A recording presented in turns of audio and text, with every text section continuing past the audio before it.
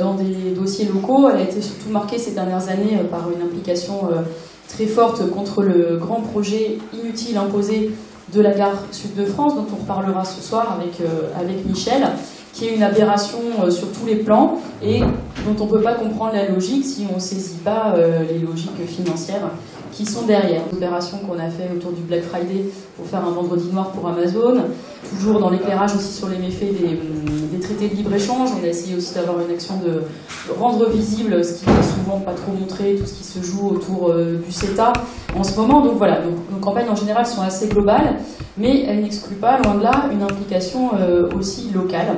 Dans tous les dossiers, on essaie d'associer pensée globale et agir local. C'était un des slogans initiaux d'attaque. Alors, pourquoi cette soirée aujourd'hui sur le stade? Donc, cette histoire de nouveau stade, c'est quelque chose que Sorel a sorti de son chapeau en 2016 ou 2017. Et quand il a annoncé ça, nos radars se sont mis un peu à clignoter dans tous les sens, parce que c'est un projet qui n'avait jamais été évoqué dans aucune campagne municipale. Au contraire, Sorel s'était engagé à maintenir le stade à la Paillade, à la Mosson. Et donc quand on a vu ce grand projet sortir du chapeau, un projet à plus de 100 millions d'euros, il nous a semblé que le minimum qu'on pouvait faire, c'était quand même de réclamer un peu de concertation, un peu de consultation de la population. Et on a été, avec d'autres, dont la Carmagnole, à l'initiative d'une pétition de demande d'un référendum d'initiative citoyenne.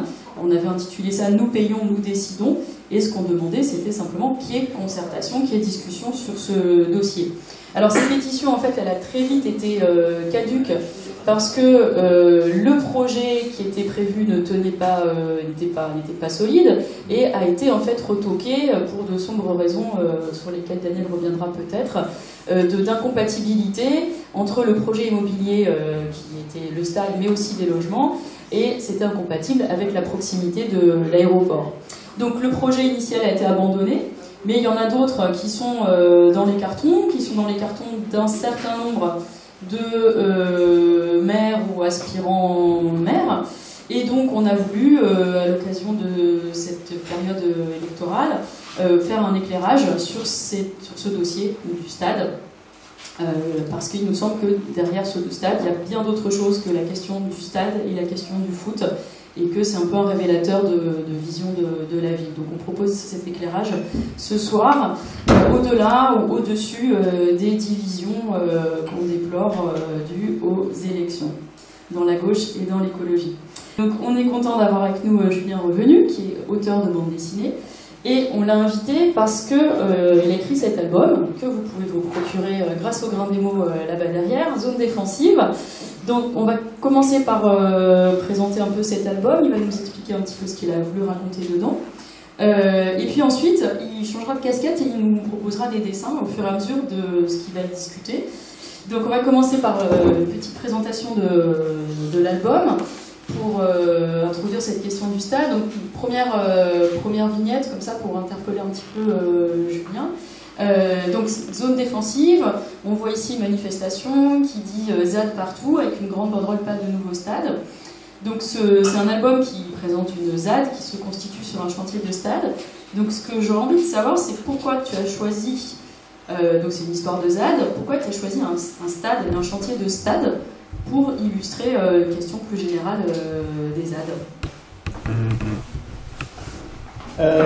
En fait, l'idée du stade est venue dans un second temps par rapport au projet. Moi, au début, je voulais travailler sur le monde des supporters. J'avais envie de raconter cette ferveur que peuvent avoir certaines personnes de ma génération ou d'autres générations à suivre leur équipe coûte que coûte, à mettre tout leur temps libre et leur argent là-dedans. J'avais envie de parler du supporterisme. Et en fait, au début, je voulais m'intéresser à la façon dont il est vécu dans les pays du Maghreb, où en fait, souvent, les supporters se sont retrouvés en partie logisticiens des printemps arabes il y a quelques années, parce que c'était les seuls à être habitués et à avoir l'habitude de se confronter aux forces de l'ordre, aux militaires, à la police, etc. Et je trouvais l'idée intéressante d'avoir ces groupes qui sont souvent caricaturés comme d'extrême droite, mais qui sont en fait foncièrement apolitiques, en règle générale, la conscience politique d'un supporter, c'est mon équipe, c'est la meilleure. Et c'est souvent pour ça que moi je trouve le combat beau, c'est que c'est une croyance complètement aveugle dans le fait que son équipe est la meilleure. Mais derrière, il y a généralement peu d'idéologie politique, même si depuis les années 90, ils sont obligés d'afficher une couleur pour se démarquer du COP de Boulogne à Paris qui était ancré à l'extrême droite. Mais en règle générale, il n'y a pas d'idéologie vraiment derrière. Et du coup, ça m'intéressait de me dire, ok, comment on pourrait faire ça? Sauf qu'à l'époque, on était en 2015, que moi j'ai aussi une casquette de dessinateur de presse, et que les pays du Maghreb, j'avais pas de clé de terrain là-bas, je parlais pas la langue, je connaissais pas forcément très bien la société, je me voyais pas débarquer avec mon carnet, faire du terrain en tant que dessinateur de presse au Maghreb. Du coup, je me suis dit, parlons de quelque chose que je connais, parce que j'avais envie que ce soit touchant et pas lointain.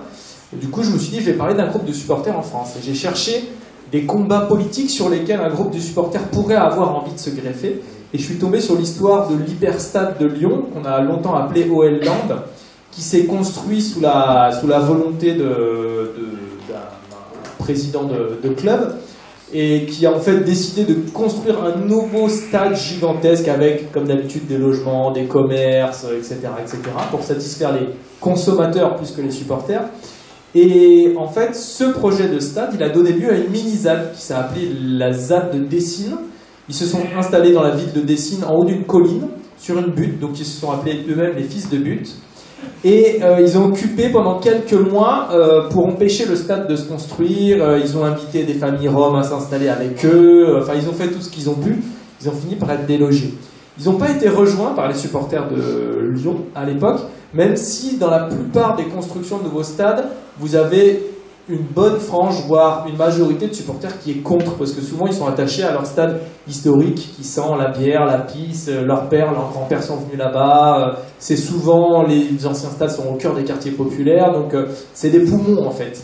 Et du coup je me suis dit, ça aurait été drôle que les deux se rejoignent, et donc j'ai inventé cette histoire dans une ville et au cœur d'un club qui n'est pas mentionné pour que ça reste universel, parce que si on parle de foot, si on parle de Paris, on parle de Paris. Si on parle de Marseille, on parle de Marseille. Si on veut parler du foot en général, on ne peut pas choisir une obédience, sinon on ne parle plus de la même chose. Et du coup, j'ai inventé cette histoire-là de stade qui vient s'imposer dans une ville, raser une forêt de chênes centenaires, et du coup d'un groupe de supporters qui a à sa tête un jeune homme qui va prêter main forte à des zadistes qui ont plus ou moins dans leur cœur un autre jeune homme. Les deux sont cousins en fait, et se retrouvent à dépasser un peu leurs différences de famille, leurs vieilles querelles, pour mélanger deux groupes qui ne sont pas forcément mélangeables à la base, parce que c'est quand même pas les mêmes codes, et ça a donné zone défensive. Les préjugés des groupes les uns sur les autres sont tellement forts que ça empêche un peu les rapprochements, mais ça tient vraiment pour avoir du coup mené des actions de reportage au cœur de ces deux milieux différents. Il y a vraiment peu de différence dans les combats en fait, c'est-à-dire que souvent les COP de supporters sont plus ou moins en guerre contre l'ultralibéralisme, le fait que le sport devienne un business, ce qu'ils appellent le foot business, et pas un sport populaire, accessible à tous, pas cher, etc. Et donc du coup c'est carrément des combats qui pourraient se rejoindre. On a vraiment un potentiel de convergence des luttes. Ça n'a jamais été super encouragé, mais quand j'en ai parlé dans un espace de lutte en Aveyron, on m'a dit ah ouais, super bonne idée, en plus on a des chants qui se ressemblent, bon les chants militants se ressemblent toujours un petit peu, on reprend les mêmes airs quoi, mais il y aurait vraiment possibilité, mais à ma connaissance ça s'est pas fait.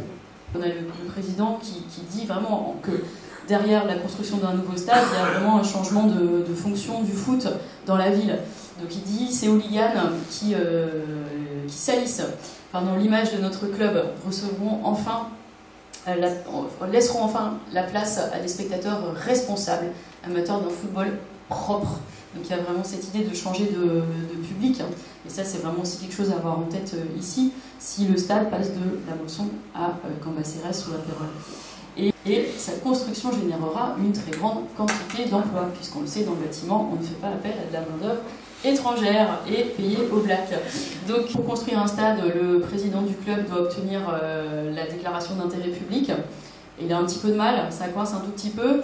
Donc il est là dans sa voiture avec ses conseillers et il dit tu feras parvenir un petit cadeau de notre part à monsieur le préfet, ça devrait l'aider à voir l'intérêt public de notre projet. Et puis un peu plus tard, les zadistes et les supporters, en fouillant, vont tomber sur des documents du Luxembourg. J'ai choisi de résumer assez facilement les accointances des milieux politiques, administratifs, avec les gens qui impulsent ce genre de projet, en mettant en lumière une affaire de corruption à la fin de l'album. Comme ça faisait office de révélateur, il fallait que ce soit assez évident. J'ai pas en ma possession de preuves formelles de ça, mais il y a des choses que j'ai pas pu mettre dans l'album, tellement elles étaient aberrantes. C'est que le préfet qui a signé la déclaration d'utilité publique de l'aéroport de Notre-Dame-des-Landes, 2 ans après, il travaillait chez Vinci, quand même. Ça, c'est quand même incroyable. Et c'est un truc que je peux pas... J'ai décidé de pas le mettre dans la fiction parce que ça aurait fait caricatural et ça aurait été... On m'aurait pas cru, en fait. Moi, ce qui m'a frappé, du coup, et un peu déprimé en documentant sur ce bouquin, c'est de découvrir un petit peu le détournement qui était fait de nos moyens, des moyens publics, avec, si vous voulez, cette guerre du langage en fait qu'on voit à longueur de communication, et c'est particulièrement sensible à Montpellier. On vous présente des projets, c'est écrit, l'article est écrit au présent ou au futur simple, on vous dit c'est la ville de demain. Et à force de nous rabâcher que la ville de demain c'est le quartier Port-Marianne, des immeubles qui poussent vite, des centres commerciaux, etc. Si vous avez tendance à pas être forcément un oracle ou au courant de tout, ce qui est le cas de la plupart d'entre nous, on vous dit c'est la ville de demain, vous allez vers cet avenir-là et vous votez, vous agissez en conséquence. Et toute cette sémantique, cette novlangue-là, ça m'a particulièrement frappé parce que du coup j'ai pu la voir dans mon quotidien et toutes les magouilles en sous-main pour juste finalement faire de l'argent. Parce que l'enjeu, c'est pour ces clubs de foot, c'est de se dire ok, le foot est devenu un spectacle, donc il nous faut beaucoup d'argent pour avoir des bons joueurs, pour pouvoir monter dans des grandes compétitions où du coup on va toucher, parce qu'en fait il faut savoir que les clubs touchent des droits de télé, et donc selon s'ils sont en Ligue des Champions ou en Ligue 2 nationale, ils touchent pas les mêmes droits. Donc c'est devenu, les joueurs sont devenus, de la même manière que certains artistes, sont devenus des produits financiers en fait, des investissements, et les clubs aussi. Et donc du coup c'est une financiarisation du sport qui est derrière, avec, si vous avez un maire qui est prêt à soutenir le projet, on peut déclencher complètement des infrastructures et des projets de ville autour de ça. C'est moins en vogue aujourd'hui, mais il y a ce gros problème pendant de nombreuses années qui a été le partenariat public-privé, où là c'est une entreprise qui dit à la ville, faites un stade, on le paye, et vous nous rembourserez plus tard en nous versant des loyers, etc., etc. Mais ça va très loin, c'est-à-dire qu'il y a des entreprises qui sont sous contrat avec des villes, mais si par exemple le club de foot est rétrogradé et donc du coup le stade ne donne plus les recettes espérées, l'entreprise attaque la ville pour manque à gagner par rapport à ce qui était prévu dans le contrat à l'origine, ce qui est absolument impossible en plus par rapport à du sport, quoi. Donc ça va très très très loin. Je crois que c'est à Valenciennes ou au Mans, ils ont un stade de 30 ou 40 000 personnes et ils sont en division 3 ou 4, je ne suis pas expert du football, mais enfin ils doivent faire 5 000 spectateurs à tout péter, quoi. Donc cette espèce de bulle financière immobilière là que j'ai découvert avec vraiment des dénis de démocratie dans tous les sens. Il faut savoir que les enquêtes d'utilité publique, c'est un dossier, il est déposé en mairie, on vous l'affiche sur un A5 dans un journal d'annonce légale inconnu et puis en A6 sur le fronton de la mairie. Vous avez 2 semaines pour le consulter et tout ce que vous pourrez dire dessus sera consultatif. Et de toute façon, le rapporteur officiel de ce dossier donnera un avis consultatif. Donc au final, le préfet, qui n'est pas une personne élue, qui est une personne nommée par l'État, fera absolument ce qu'il veut. Donc on est sur la gestion de la ville, sur quelque chose de très antidémocratique, quoi. Et ça m'a beaucoup marqué. Daniel Bartement, qui est géographe, qui va plutôt apporter un éclairage sur les enjeux en termes d'urbanisme, de vision de la ville, autour des projets de stade, mais aussi d'autres choses. Eh bien, bonsoir et merci à Hélène et à TAC de nous donner l'occasion de nous entretenir sur un sujet aussi frivole en apparence que celui d'un stade. Quand j'ai écouté Julien, il me revenait en mémoire, et j'ai dirigé dans ma carrière d'enseignant-chercheur un certain nombre de travaux sur le sport, sur le foot notamment dans la ville, et donc ces étonnements on les a vus aussi, on les a vus. Quand il parle d'Oeland, par exemple, ben, Oeland, oui, ça faisait écho à Gerland. Gerland, Oeland.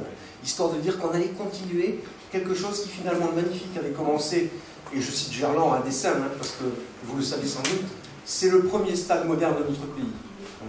Il a été construit par Tony Garnier, commandité par Herriot, et c'est le premier stade moderne en France qui arrive. Et je vais commencer par vous dire qu'un stade, finalement, aujourd'hui, on s'en aperçoit tous les jours un peu plus, c'est un endroit où l'on ne joue pas. Un stade, on n'y joue pas. Alors, on n'y joue pas pourquoi? Eh bien parce qu'historiquement, un stade, vous le savez, ça vient de stadion, c'est une mesure qui fait dans les 177 mètres, et qui était la piste à courir, et où dans l'Antiquité, on sacralisait la compétition. Donc on s'y amusait pas, hein. C'était une compétition, c'était une forme de guerre civilisée. Vous voyez, Norbert Elias aurait pu dire une civilisation de la violence. Hein. Alors déjà, on n'y jouait pas. Et pour aller vite, hein, au 19e, lorsque le football arrive, vers 1850, nos amis anglais inventent la notion de fair play. Le joli jeu, vous voyez. Alors qu'est-ce que le joli jeu? Ben, le joli jeu, c'est délimiter le pré sur lequel ont lieu les ébats avec la balle ronde, pour que les spectateurs, la piétaille, ne puissent pas empiéter sur le terrain de jeu. C'est-à-dire on exclut le public. On transforme à ce moment-là, on fait naître deux catégories. Ceux qui jouent, mais qui en fait se mesurent, hein, et puis ceux qui regardent. Alors le stade au début, c'est ça déjà, mettre à distance la piétaille, la populace, hein, la population. Alors ce stade, vous voyez, donc premier point, un stade c'est un endroit où l'on normalise, c'est un endroit normalisateur et normalisé. C'est ça un stade. Alors nous à Montpellier, l'histoire du football, je ne vais pas vous la refaire parce qu'elle est longue. Ceux que ça intéresse, vous la trouverez. Il y a un bouquin sur l'histoire du Somme, vous savez. Bon, peu importe. C'est pas anecdotique, mais peu importe. Le stade à Montpellier, où ces localisations successives. Alors je vous rappelle que le premier stade à Montpellier, pour ceux qui ne le savaient pas, c'est l'armée qui prêtait un terrain dans le quartier des Aubes, juste derrière la voie de chemin de fer, vous voyez, sous la montée Janis Joplin. Voilà, pour ceux qui prennent en vélo cette montée. Hein. Vous voyez, là, il y avait le premier stade de Montpellier. Alors, c'était très pratique pour les gens qui passaient en train, parce que les jours de match, on arrêtait le train quelques minutes pour que les gens puissent bénéficier des actions du match en cours. Vous voyez, les spectateurs, depuis... Hein, au Pont Juvénal, oui. Après, au Pont Juvénal, celui-là. Mais oui, au Pont Juvénal, c'était le petit train de Palavas. Alors ça, c'était le 4e stade, le Pont Juvénal. Et comme ça, on gagne du temps. Le 5e, ça a été le stade Richter. Et alors le stade Richter, c'est marrant parce que vous voyez, à Montpellier, souvent on a affaire, ben, à propos de stade, j'avais fait un jeu de mots, là, les pieds nickelés, mais non, c'est pas ça qu'il faut dire. À Montpellier, quand il est question de stade d'urbanisme, c'est les échappés du baby-foot vont essayer de faire de l'urbanisme. Parce qu'à Montpellier, on est toujours plus petit qu'ailleurs. Même si Philippe Sorel, quand il n'a pas le genou qui faiblit, il a les chevilles qui enflent. Parce que je vais revenir sur quelques déclarations à propos du stade. Qui ne sont pas piqués des nerfs quand même. Tu rappelais, Hélène, en introduction, qu'on avait vu arriver ce projet en 2016, qu'on n'avait pas entendu parler, etc. Alors, à Montpellier, en fait, le projet de M. Nicolin et de M. Sorel, il n'a rien de neuf. Et ils ont pris le train en marche, et avec des hésitations, une valse hésitation, qui leur a fait perdre du temps parce qu'ils ne veulent jamais payer, ces gens-là. Le stade Richter, vous le savez, en 1976, il a été inondé lors des grandes crues, de la grande crue du Lez de 1976. Le stade a été rendu indisponible. Et les mauvaises langues disent que c'est pour ça que M. Delmas a perdu les élections l'année après, en mars, parce que Montpellier a dû jouer ses matchs à Nîmes, les a perdus, et n'a pas pu monter en première division. Ce qui est une légende, parce que l'année-là, en fait, non, c'était la coupe qui se jouait. C'est la coupe qui se jouait. Mais si vous voulez, pour vous dire, parce que Julien disait que, vous voyez, ces stades, ce sont des lieux qui supportent des récits locaux, des bribes d'histoire locale. Et ça, alors ce stade normalisateur à Montpellier, eh ben, c'est devenu, Julien nous dit, il a trouvé des gens là, fils de but. Bah, à Montpellier, je vous rappelle que le premier club des supporters, c'était la butte Payade, parce que c'est une butte qui a été édifiée justement pour un match de coupe contre Nîmes. Et c'est les spectateurs eux-mêmes de Montpellier qui ont édifié la butte en bordure de la Mousseau, avec des traverses de chemin de fer, avec etc. Un peu la même histoire que ce que tu racontes.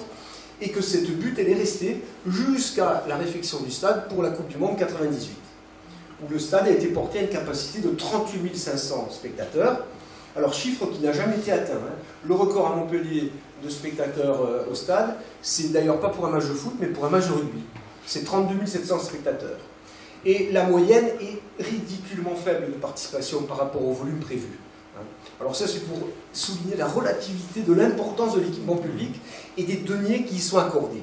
Parce que deniers publics il y a, et aujourd'hui, la Société Nicolin paye la location, la sécurité, etc. à la communauté d'agglo, enfin la métropole maintenant.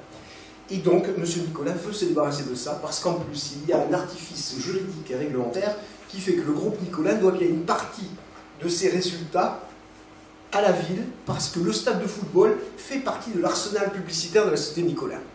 Alors, et ça c'est intéressant, ça c'est le deuxième stade en France, c'est Geoffroy Guichard, après Gerland, c'est 1930, un stade fait par Casino, avec un patron qui avait compris que le foot professionnel, qui n'existait pas encore en 1930, qui était interdit, hein, mais que le foot professionnel allait devenir un outil important pour les entreprises, un vecteur publicitaire. Alors nous, à Montpellier, donc, on a un stade normalisant qui voit le jour peu à peu, et qui aujourd'hui donc est remis en cause au motif qu'il serait inondable. Alors je vous rappelle, pour les vieux terrains, il y en a ici, hein, on a connu 64, moi j'étais très jeune, j'avais 6 ans, mais 64 c'est les débuts du football sur les bords de la Monceau. Hein, et ça va, oui, un petit club qui prend le nom de la Paillade, hein, et qui va après fusionner pour donner le club auquel va présider M. Louis Nicolin à partir de 1974. Alors, ce stade normalisant, on l'a, et aujourd'hui, en fait, c'est ce qu'on appelle grand stade. Alors à Montpellier, c'est pas vraiment un grand stade parce qu'il n'y a pas plus de 50 000 spectateurs, hein. Il y en a 32 000 dans l'actuel, et M. Nicolin en annonce 20 000 pour son nouveau stade, alors que M. Sorel, en 2010 déjà, disait il y aura 30 000 spectateurs. Alors cette histoire de stade déplacé, il faut la replacer dans le contexte de l'Euro 2016. L'Euro 2016, l'État a choisi 10 villes en France pour rénover 10 stades pour faire la compétition européenne de football. Et c'était par rapport à une stratégie européenne de proximité des pays voisins, etc. Montpellier n'est pas apparu dans la carte, pourquoi? Parce qu'à l'époque, Montpellier n'a pas voulu dire on va donner les 50 millions d'euros nécessaires pour rentrer, pour participer au tour de table. Monsieur Moore, ensuite, en 2012, est revenu en arrière, a dit « Moi, je donne les 50 millions. » Mais le choix avait déjà été fait des 10 villes. Donc Sorel, à peine arrivé à la mairie, a dit « Je ne donnerai pas les 50 millions, on ne fera pas le stade. » Le problème, c'est que l'on croit que M. Sorel, tout d'un coup, faisant le matamor par rapport à Nicolin, est un bon gestionnaire des deniers publics. Que nenni! Aujourd'hui, les groupes privés veulent que les stades deviennent privés. Et Julien l'a dit, on n'en est plus au partenariat public-privé. On est passé à autre chose. Maintenant, il faut un stade en propriété propre pour que, effectivement, alors il y a un événement, c'est le fameux match Allemagne-Danemark qui s'est déroulé en terrain neutre à Göteborg. En 1994, on a assisté à la victoire du nain danois sur le géant allemand en matière de football. Et pour la première fois dans l'histoire, vous aviez un stade en terrain neutre où il y avait des spectateurs polissés, très polis, avec des loges, etc. Tout était bien. Deuxième catégorie de spectateurs qu'on a parqué dans une zone où l'on reprochait le match sur écran géant. C'est le fameux schéma que vous voyez maintenant à chaque grande compétition, avec bière, beuverie, libation à volonté, etc. Et puis, troisième catégorie de spectateurs, la télévision. Si le premier match retranscrit dans l'histoire, 1936 à Berlin, dans le stade fait par Marc, un architecte qui avait pris pour référence le Colisée de Rome. Les références sont antiques souvent, vous savez, comme l'Allianz Arena, avec le Vélodrome au-dessus, etc. Alors on reprend les mêmes schémas. Eh bien, vous voyez, aujourd'hui, ces stades deviennent un enjeu d'urbanisme à l'échelle de toute une métropole. Alors, un enjeu, et dans notre pays, alors, on va voir comment les Nicolins prétendent que c'est un projet neuf et que ce projet n'a que de neuf sa prétention à l'être, hein, bien sûr. Dans notre pays, ce qui a déclenché, si vous voulez, l'expérience, c'est le Stade de France, à Saint-Denis. Alors on est au nord de Paris, dans la plaine, hein, Saint-Denis, un quartier prolo avec des industries, les sous-produits animaux qui sont traités pour faire de la colle, les aciéries de pointe, etc., hein, qui fabriquent des aciers spéciaux. Alors tout ça, tout ce prolétariat disparaît, puisque le capitalisme devient de moins en moins un capitalisme de firme en Europe.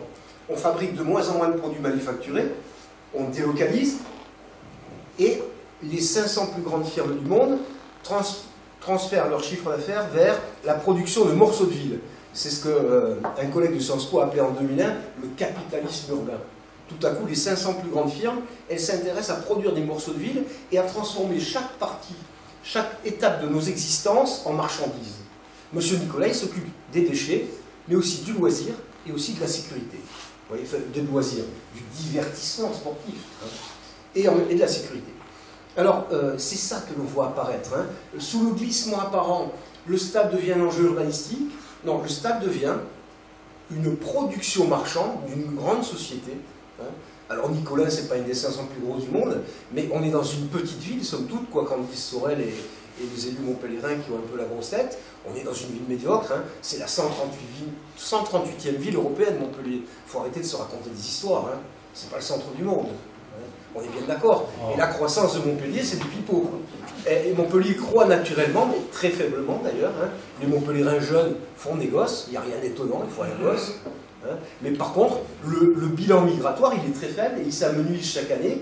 Et l'INSEE prévoit un renversement dans 2 ans, c'est-à-dire une décroissance de Montpellier.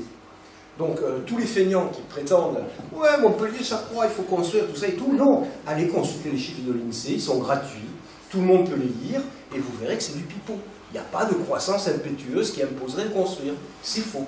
C'est totalement faux. Pyramide des âges, totalement inversée. C'est-à-dire, voilà la pyramide des âges dans les communes riches du nord de Montpellier.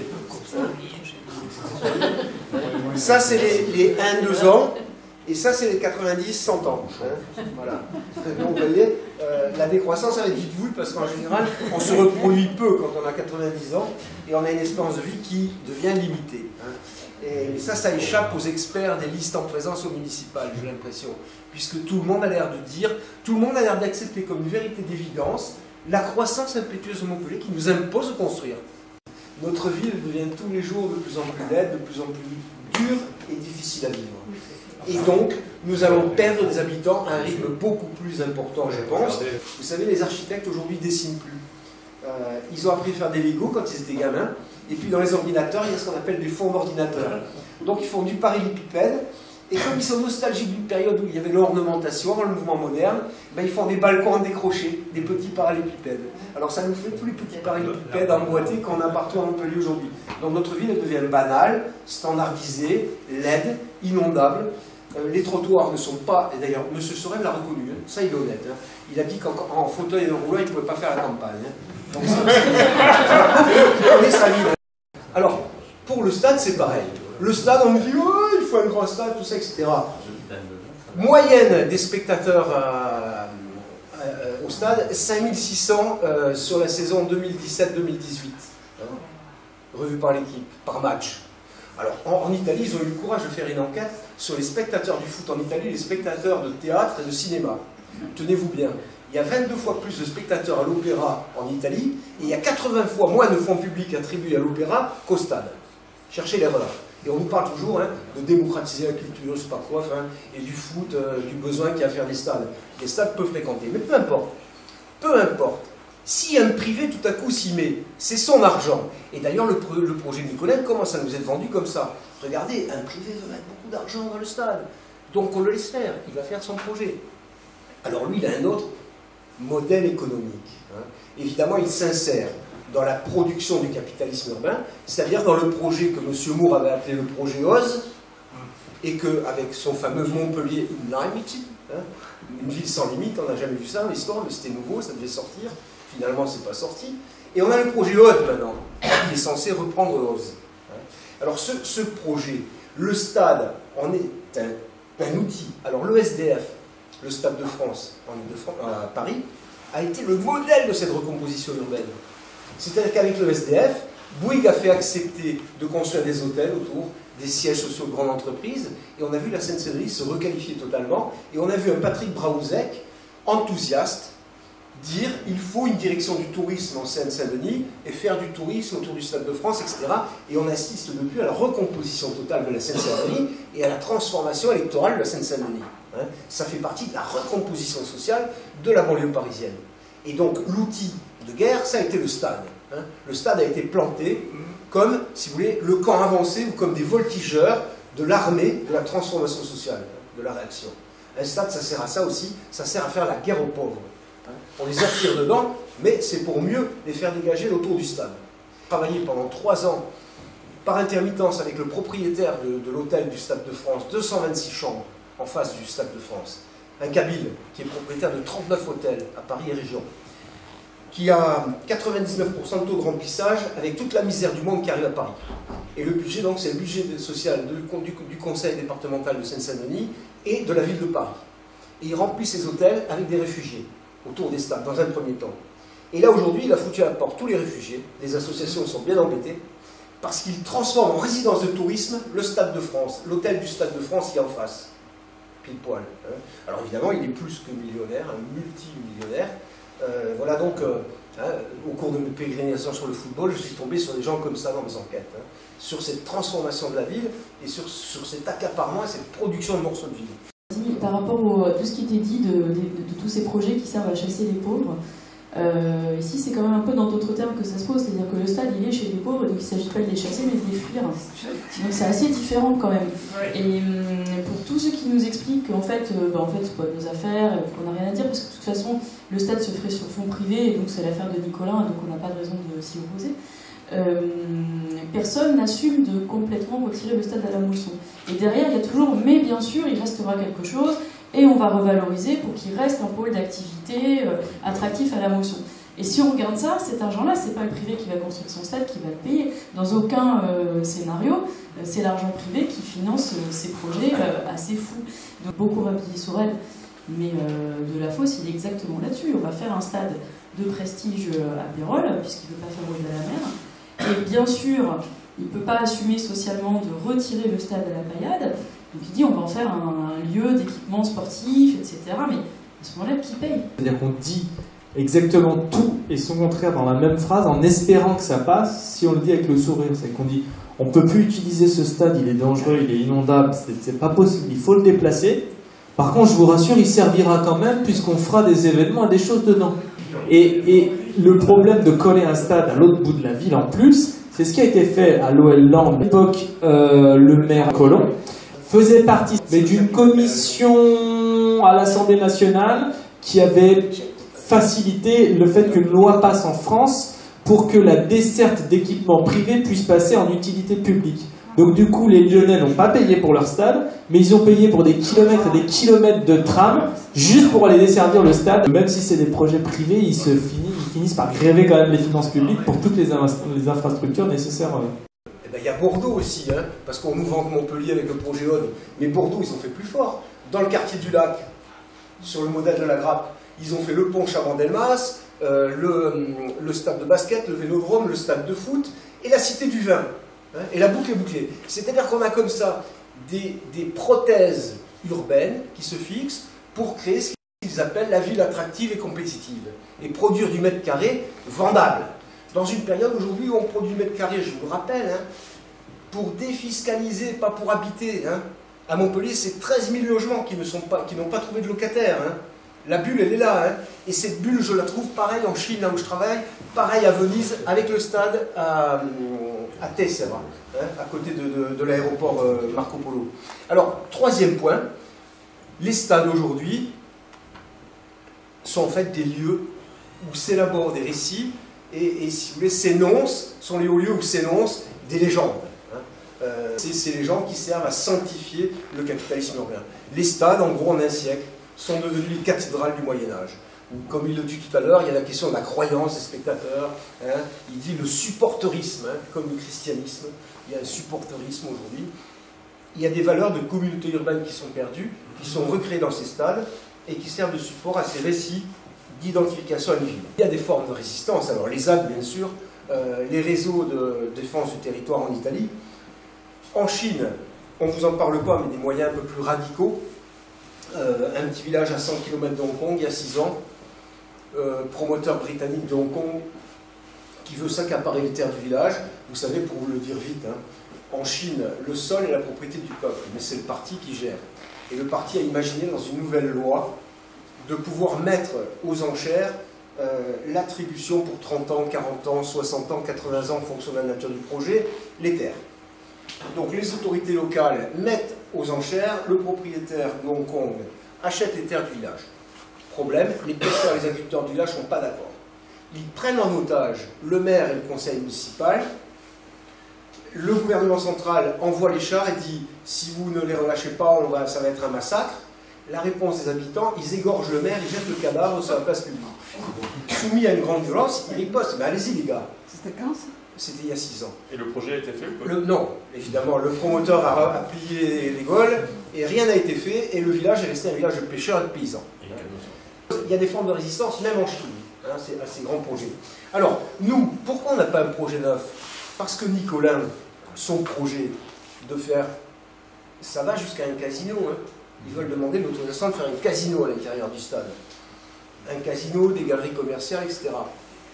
Nous, à Montpellier, une fois de plus, avec les nains de jardin qui composent l'Assemblée communale, les hésitations, et je parle là de leur point de vue, moi je m'en félicite que ce soit des nains de jardin, hein, et qui jouent à l'irresponsabilité feinte. On ne m'avait pas dit, etc. Oh, c'est dans le cône de bruit, mais je ne le savais pas. Hein, vous voyez, cette innocence feinte. Ils jouent au ravi de la crèche, ils ne le sont pas. Hein. En dessous, il y a des intérêts énormes, donc, hein, manipulés par Vinci, par Veolia, par Eiffage, par Bouygues, etc. Pour M. Nicolin, l'occasion est belle. Il va avoir son stade privé avec ses loges privées, ses 20 000 spectateurs, ses concessions commerciales d'hôtels, de magasins, etc. et tout. Bref, une pièce du puzzle dans le projet Ode à la mer, qui est un projet qui obéit, encore une fois, au dogme contemporain de l'urbanisme abstrait, qui a été dessiné à Montpellier, je ne le répéterai jamais assez, en 2006 par M. Deljari, sur le modèle Aérotropolis, dû à l'INSEE et à Quesada. Donc c'est ce projet qui aujourd'hui surdétermine tous les projets à Montpellier. Alors Deljari, il a imposé ce livre blanc la veille des municipales à tous les candidats. Et aucun, alors tous les grands candidats, Moore, Sorel, Domergue, qui maintenant est sur la liste de Sorel, donc c'est parfait, hein, on se retrouve entre amis. Tout c'était pour adapter ce livre blanc, répondre aux défis pour le territoire en 2020. Et ça a été scrupuleusement respecté. On a le ravi de la crèche, le Santon Vignal, qui nous a sorti un téléphérique. Vous savez, un téléphérique entre les deux gares et entre l'aéroport. Mais ça figurait dans le livre blanc de M. Deljari. Hein, parce que c'est un mode, c'est classique avec le schéma de l'INSEE de Quesada. Il faut que la puissance publique paye un moyen de transport entre l'ancienne gare, la nouvelle gare TGV, qui doit être située entre la nouvelle ville construite à côté de l'aéroport. On retrouve l'obsession de faire payer à la puissance publique un moyen de transport public entre les deux gares et entre l'aéroport. Et aujourd'hui, on a affaire à des gens, et M. Sorel en est la parfaite illustration, que les grandes entreprises appellent des housekeepers, c'est-à-dire des concierges, des gardiens d'immeubles. Et M. Sorel montre que c'était un bon concierge, un bon gardien d'immeuble, et que j'espère que les étrennes sont bonnes pour lui, chaque année, pour lui et le personnel politique qui l'entoure. Parce qu'on trouvera même dans des listes qui sont de manière déclarative opposées au béton, on trouvera des partisans de prolonger le tram jusqu'à la gare, et pour sauver la peau de cette gare imbécile, et on trouvera même des chevaliers servants de la technologie de la mobilité pour nous dire « Ah ben il faudrait qu'on mette une desserte tous les 10 minutes en bus hein ». Comme si c'était notre problème de sauver un projet inutile et imposé. Moi cette gare, je serais pour en faire un musée des grands projets inutiles. J'ai entendu dire à ce propos que Sorel demande à la SNCF de mettre tous les trains, tous les TGV à la Mogère, pour que ce soit plus simple, que les gens ne se trompent plus. Il a pris comme numéro 2 sur sa liste, là, responsable de la communication ou quelque chose comme ça, de SNCF Réseau. Alors SNCF Réseau, c'est la partie de la SNCF qui construit les voies ferrées et qui est responsable des gares construites après le divorce, enfin la séparation. Donc SNCF Réseau est propriétaire, tandis que c'est SNCF Mobilité qui est propriétaire de l'ancienne. l'inauguration de 2014. Il se trouve qu'en 2013, à la veille des élections, M. Sorel était venu à Paul Valéry, place Trônay. Et donc j'avais dit, monsieur le maire, je serai heureux au mois de novembre, quand vous serez devant les caméras de télévision à demander l'état de catastrophe naturelle pour la commune, je serai heureux de vous rappeler que vous êtes le maire qui a agi le premier par dérogation pour reconstruire à nouveau dans le nord et l'ouest de la commune. On m'a dit, m'appelez pas monsieur le maire. Je ne suis pas maire. Je dis, vous êtes maire adjoint toujours, donc vous êtes le maire. Hein. Et ce monsieur Sorel, en fait, donc avec son histoire là, de crue en 2014, je ne croyais pas que ça arriverait si tôt avec une telle intensité. Et comme je suis géographe, et bien le surlendemain, je suis allé sur le terrain, c'est-à-dire j'ai parcouru le lit de la Mosson avec la décrue. Et j'ai pu observer que le domaine moyen de la Mosson, vous avez des blocs plurimétriques, monolithes, d'un seul morceau, qui ont bougé, qui étaient là depuis le XVIIIe siècle, qui n'avaient pas bougé depuis le XVIIIe siècle. Donc la première hypothèse, c'était la crue est vraiment très violente. On n'a pas connu un tel épisode plus vieux à Montpellier depuis le XVIIIe siècle. J'ai compulsé les archives, j'ai demandé à mon collègue Vinet, qui est hydrologue. On a connu 59 fois le même épisode depuis 1945, avec la même intensité. Grâce à la politique d'urbanisation de M. Sorel, de M. Revol, parce qu'il ne faut pas l'oublier quand même, il est le maire de Grabels, et Grabels c'est le bassin versant immédiatement amont quand même, hein. Et l'imperméabilisation de Grabels, ça a permis cette merveille aussi.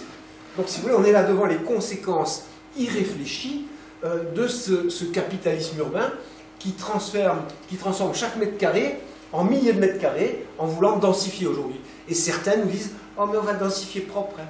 On va densifier avec des arbres sur les balcons, un peu comme à Castelnau-le-Lez, vous voyez. C'est du meilleur effet, quoi. Hein. On végétalise. C'est la compensation écologique.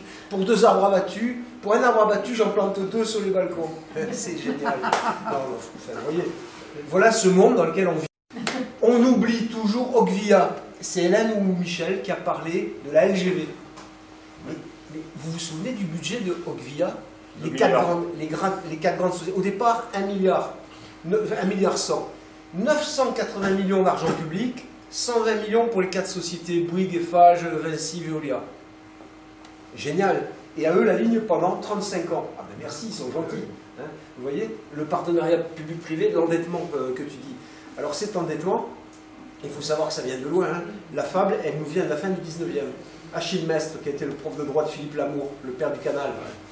Achille Mestre, il est auteur d'une thèse en 1893 de la possibilité d'ester en justice contre l'État débiteur. C'est le point de départ de la fable qu'on nous sert aujourd'hui sur les États débiteurs. Et vous voyez, c'est les longues stratégies en aménagement du territoire qui, en fait, vous voyez, comment on peut appeler ça? La destruction des territoires, pas l'aménagement. Ou alors l'aménagement avec un A privatif et un tiré. C'est-à-dire on agit sans ménagement sur le territoire. Mais ce n'est pas de l'aménagement, c'est de la destruction des territoires aujourd'hui. Hein. Je crois que c'est ça le phénomène auquel nous sommes confrontés. Quand on parle d'urgence écologique, si on veut être moins abstrait, je pense qu'il faut parler de destruction des territoires, parce que c'est à ça ce qu'on assiste aujourd'hui. Et puis, pour éclairer ce dossier du stade, il nous a semblé aussi très utile de rappeler le dernier grand projet inutile qui nous a été imposé ici, qui est la gare Sud de France. Et donc c'est Michel Julier qui retracera un petit peu où on en est de cette gare. En entendant ces histoires de stade, quand même, ça me faisait repenser à un stade qui est à quelques centaines de kilomètres d'ici, c'est le stade de Valencia en Espagne. Donc à Valencia, il y a un stade qui est à côté de la mer, qui s'appelle le Mestalla, qui est un très grand stade, là-bas il y a plein de fans. Simplement en 2007, ils se sont dit, ce stade en bord de mer, en fait c'est un terrain qui vaut de l'or, donc on pourrait liquider le terrain pour construire, je sais pas, des immeubles, des hôtels, des trucs qui valent plus cher qu'un stade, et reconstruire le stade un peu plus loin, un peu plus en périphérie. Du coup, ça va devenir le nouveau Mestalla. Et puis, il suffit qu'il y ait un banquier qui prête de quoi construire le nouveau stade, qui est construit évidemment avant qu'on détruise l'ancien, puisqu'il faut que le match puisse continuer à être joué. Le seul problème, c'est que ça, le projet a démarré en 2007, et fin 2007, il y a eu la crise de l'immobilier en Espagne. Et du coup, les terrains ne valaient plus ce qui était prévu, du coup le banquier ne voulait plus prêter, du coup machin truc. Et du coup ils ont construit le gros œuvre, donc il y a les gravins, et puis c'est tout. Avant 1990, Frêche, qui était maire de Montpellier, regarde le territoire de la commune, il voit qu'il y a un coin qui reste urbanisé du côté de l'Est. Il y avait aussi un projet de ligne TGV. Il se dit que si on met une gare TGV, ça pourrait sûrement justifier d'urbaniser. Ce qui est clair, c'est qu'en tout cas, la SNCF ne voulait pas construire une gare là, mais que Frêche a dit « je veux une gare là ». En 2006, il y a eu un accord assez intéressant entre la mairie et la CCI, qui était un accord sur l'école de commerce, Subdeco. Jusqu'en 2006, Subdeco, installé dans le quartier d'Alco, a le droit de construire des bâtiments commerciaux par le POS, qui s'appelle maintenant le PLU, mais c'est tout, juste des bâtiments pour l'école. À partir de 2006, il y a l'adjoint à l'urbanisme qui s'appelait Philippe Sorel, qui signe donc, une réforme. Il n'est pas seul à décider. Il dit que maintenant on peut construire n'importe quel type de construction, et notamment des immeubles d'habitation, ce qui augmente énormément la valeur du terrain. Et en échange, la CCI va reconstruire l'école de commerce à la Mogère, ce qui va dans les intérêts de la mairie qui veut développer ce quartier. Juste après l'élection de Sorel, où il a fait quelques déclarations dans les médias, il a dit « mais Del Jari, donc le président de la CCI, c'est n'importe quoi, c'est un scandale, parce qu'il ne dit pas ce qu'il a eu comme avantage de la part de la mairie, et le problème, c'est qu'il avait appelé à voter Moore. » Bon. C'est le principal problème. Mais ça fait qu'il a bien fallu un an ou deux, plus d'un an, pour que Sorel et Del Jari arrive à parler à Del Jari. Et donc il y a quelques jours, ils ont signé un accord justement sur les terrains que la métropole accorde à la CCI pour construire l'école et d'autres choses. L'avantage d'une gare aussi, sachant que le secteur choisi, si c'était peu urbanisé, c'est parce que c'est une zone inondable qui était classée donc, dans le secteur rouge du plan de prévention des risques d'inondation. Et donc on a le PPRI et on a le droit de rien construire en zone rouge. Sauf les infrastructures linéaires de transport. Donc une voie ferrée. Et après, une gare, pourquoi pas. Puis les parkings de la gare. Et la préfecture surveille quand même un peu tout ça sur les risques d'inondation, ce qui fait qu'il y a effectivement des constructions dans le secteur, mais il y a une quantité de bassins de rétention qui est quand même assez impressionnante. Et bon, de temps en temps, on voit sortir un projet qui passe sur les bassins de rétention, mais normalement, ils ne peuvent pas. Et on a vu passer des échangeurs qui n'étaient pas... Enfin, même le stade, je crois, à un moment, était en plein bassin de rétention. Normalement, c'est pas possible. On ne s'est pas battu très efficacement contre la gare parce qu'on a été pris de vitesse.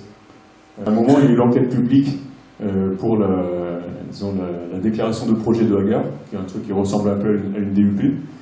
Et puis, on a vu sortir le dossier qui était énorme.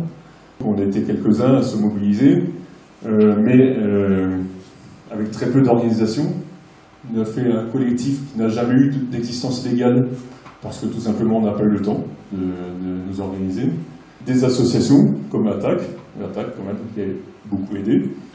Agir pour l'environnement qui a aidé d'un peu plus loin. Et puis des partis, Ensemble et EELV qui ont le plus aidé, je dirais. Enfin, les enquêtes publiques n'aboutissent à rien. Si, c'est utile d'y participer, ça permet d'avoir des informations. J'ai consacré beaucoup d'énergie à faire que ces informations soient archivées et restent accessibles par Internet, et qu'on puisse naviguer dedans et les retrouver s'il y a besoin.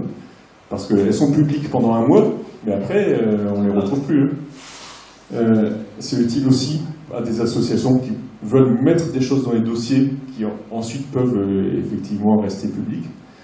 Maintenant, le commissaire enquêteur, en général, va dire avis favorable sans réserve. S'il met une réserve, on dira oui, on a étudié la question, la réserve est levée. Si par hasard il dit avis défavorable, ben, ça passe quand même. Il y a parfois des recours qui fonctionnent, mais en général, ils permettent surtout de retarder. C'est rare qu'ils puissent vraiment bloquer, puisque la collectivité publique, elle peut toujours relancer le projet. Et l'association qui a dépensé une énergie énorme pour s'y opposer la première fois, qui a trouvé un vice de forme, ben, la deuxième fois, le vice de forme est corrigé. Et donc, en fait, ça va marcher surtout si le projet s'était vraiment effondré de lui-même, parce que, en fait, plus personne n'y voulait. Le résumé, c'est qu'il faut vraiment faut avoir une organisation la plus solide possible pour pouvoir s'opposer. Oui, et effectivement, ça peut être des zadistes. Dans notre cas, les zadistes, même si on avait voulu, même si on avait eu l'énergie, c'était très difficile pour des raisons tout à fait matérielles, pragmatiques. Il y avait le chantier de l'autoroute qu'on ne pouvait pas franchir. Il y avait le chantier de la LGV, on s'y opposait pas. La gare, le chantier de la gare était en plein milieu du chantier de la LGV. C'était un endroit où personne de Montpellier savait y aller. En France, il y a souvent un peu un côté, je dirais, gilet jaune, c'est-à-dire on veut s'opposer, mais on est contre toutes les organisations. On avait essayé de garder, je pense que vous vous en souvenez bien, de garder une certaine prudence par rapport aux partis politiques quand même. On appréciait le soutien au collectif contre la Mogère. Mais on se disait que les partis politiques pouvaient avoir des intérêts autres. Ils peuvent être très utiles parce qu'ils soutiennent effectivement un combat, sans doute de bonne foi, mais ils peuvent avoir d'autres intérêts, c'est-à-dire que peut-être dans un an soutenir autre chose, ou vouloir se mettre d'accord avec un autre parti qui lui n'est pas sur ce combat. Des gens qui avaient un peu d'expérience nous avaient conseillé d'accepter le soutien des partis politiques, mais de ne pas les laisser diriger un mouvement d'ordre associatif. Je pense que malgré tout c'était un bon choix.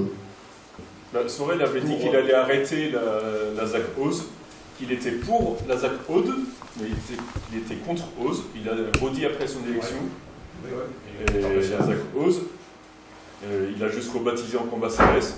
Il a affirmé, il continue d'affirmer qu'il a réduit, ce qui n'est absolument pas vrai. Dans les dossiers, il n'a absolument rien réduit. Il a fait la première phase de la ZAC Auze, telle qu'elle a été prévue par Moore. En général, Sorel, il n'a quand même pas planifié énormément de choses, à part appliquer ce qui était prévu par Moore. Non, par Deljari. Récapituler les propositions qui sortent des interventions pour résister à un futur projet imposé. Donc, proposition numéro 1, couper la tête du maire. Et deuxième proposition, créer une ZAD. Hein, c'est un peu le scénario qui est raconté là, avec tous les problèmes que ça pose et qu'on a bien vu à Notre-Dame-des-Landes. Celui de la Mosson, oui, qui a été inondé gravement il y a... 2014. Voilà. C'est pour ça que je vais voir l'état des berges à Mosson. Pour le remettre en état, suite aux inondations, ça a coûté 3 millions ou 3 à 4 millions. 3 et 4 millions d'euros. 70% ont été pris en charge par l'État et les assurances. Le reste par la commune. Donc on ne peut pas dire que ça fout en déficit la vie. Ensuite, pour mettre à jour au niveau le stade de la Mosson, ça coûterait une quarantaine de millions d'euros. Si on compare aux 200 millions, parce que là, on parle du stade, il y a aussi une salle de sport que veut faire Sorel pour le handball. Le handball qui est de top niveau, alors que pour le handball, il y a quand même la salle Bougnol qui contient 4000 personnes. Quand il y a des matchs importants au niveau européen, ils vont à l'Arena qui récupère un peu aussi d'argent, parce que l'Arena, on pourrait voir ce que ça nous coûte. Donc le handball n'a absolument pas besoin d'une salle pour les compétitions. Même si ça ne coûtait rien, c'est un problème, parce qu'aujourd'hui, eu égard à ce que sont devenus les stades, c'est-à-dire ces cathédrales où s'énoncent des récits, des légendes, etc. et tout, dire je fais un stade, c'est un acte politique. Donc si vous laissez le privé le faire, c'est le privé qui peut énoncer symboliquement qu'il est propriétaire de la ville. On assiste à une reféodalisation du monde contemporain comme ça. C'est-à-dire c'est les grands barons propriétaires des sociétés qui deviennent les gens capables d'énoncer où se fera, où se dira la politique, où s'élaborera le récit commun qui va nous faire tenir ensemble. Et donc ça sera un récit héroïque sous le signe de la marchandise, de la réussite de l'entreprise, etc., etc. Il déclarait le 23 décembre 2014 « Je tiens à conserver le stade dans ce quartier. Enlever le stade de foot à la Paillade, un quartier populaire de 30 000 habitants, C'est quelque chose que je ne peux pas accepter. C'est une des pièces majeures du quartier. Sociologiquement, humainement parlant, sa place est ici. Il y a des symboles auxquels il ne faut pas toucher. Par rapport à la Maugère, c'est qu'à la Maugère, personne n'y habitait, alors qu'à la Bayade, il y a quand même un paquet d'habitants qui veulent garder leur stade. Quand on discute, je pense que chez les supporters c'est partagé, mais chez les habitants c'est pas partagé. Donc on a quand même donc je pense que ça fait une vraie différence par rapport à la question de la Maugère où il n'y avait personne et où aller prendre son train, c'est pas comme avoir. Enfin, voilà, je pense que c'est plus crucial pour la population du quartier et qu'il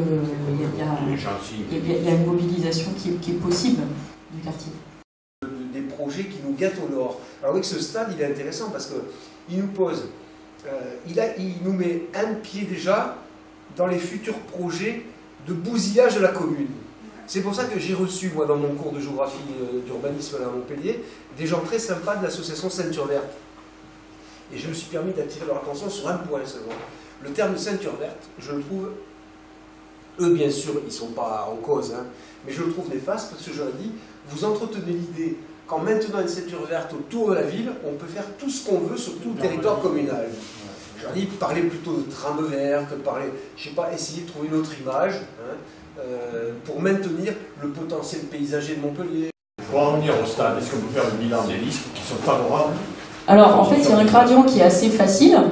Les Altrad, Vignal, Sorel, de la Fosse sont pour, avec des projets divers et variés, tout le gradient. Et puis après, il y a les autres listes qui ont pris nettement position contre, donc toutes les listes sont agroécologistes, ça fait partie des programmes écologistes, ça fait partie vraiment des marqueurs entre les listes qui veulent continuer à bétonner et celles qui veulent changer un peu de modèle. Que les combats sont complètement émiettés.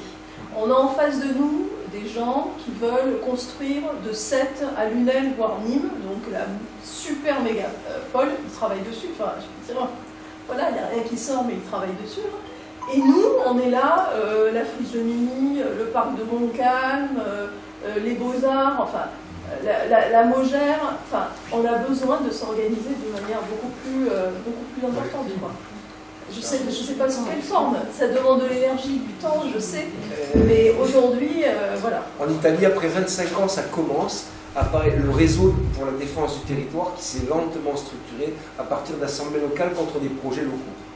Et alors, ce qui a servi de déclencheur, c'est le TAV, le train à haute vitesse, le mouvement du TAV, et le mouvement No au grand navire à Venise. Ça fait progresser à la fois dans le Piémont et alors en Toscane, ce qui a joué le rôle de l'accélérateur, c'est un truc positif entre guillemets, à un moment donné victoire d'une junte rouge et l'embauche des territorialistes pour faire les plans paysagers et les plans de tutelle. Et donc là, c'est à l'occasion de dessiner de nouveaux documents d'urbanisme à l'échelle de la région toscane que là se sont fédérées 328 associations locales. Il y a un blog qui a joué un rôle terrible. On n'a pas l'équivalent en France, ça s'appelle Edibourg. C'est Edoardo Salzano qui est décédé l'année dernière au mois de novembre, à 89 ans, napolitain d'origine et vénitienne de cœur, qui a dirigé l'Institut d'urbanisme de Venise pendant des années et qui a pris sa retraite et qui est resté habité à Venise et qui s'est battu pendant des années contre les grands navires, contre le projet Mose et contre tous ces trucs-là. Et Edoardo, donc, il avait monté Edibourg, un blog extraordinaire on n'a pas l'équivalent en France, hein, avec des rubriques territoire, environnement, paysage, gastronomie, etc. Et qui a joué le rôle, si vous voulez, de médias informels pour lier toutes les luttes, toutes les revendications à propos du territoire, de l'esthétique, du paysage, de la destruction du territoire, et qui est aujourd'hui un des blogs politiques les plus suivis d'Italie. Ils ont forgé, si vous voulez, un peu ce que Gramsci dirait, un intellectuel organique au service des gens qui réfutent la destruction du territoire.